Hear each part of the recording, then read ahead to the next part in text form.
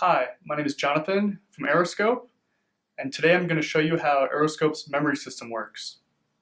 So here I have a UART bus, and I'm going to probe this serial bus, capture a bunch of memory, and then show you how you can scroll through the memory that Aeroscope captures. So this is just a simple UART bus.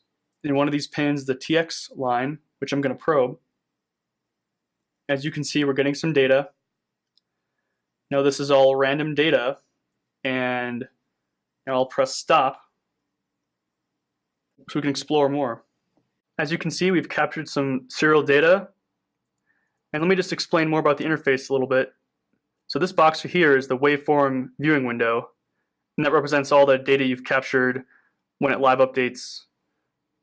And up here is the memory interface window, and that represents all of the memory that Aeroscope has.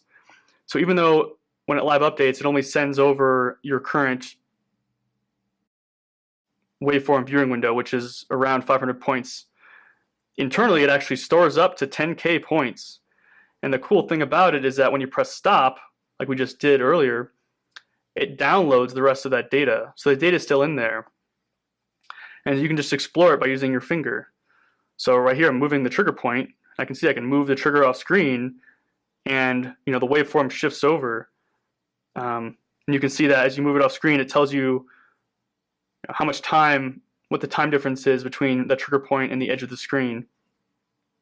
But sometimes, you don't want to move the trigger point to look at all your data.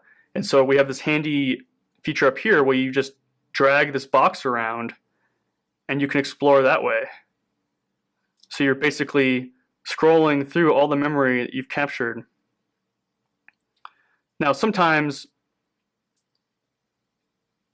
you want to get more post-trigger data and less pre-trigger data.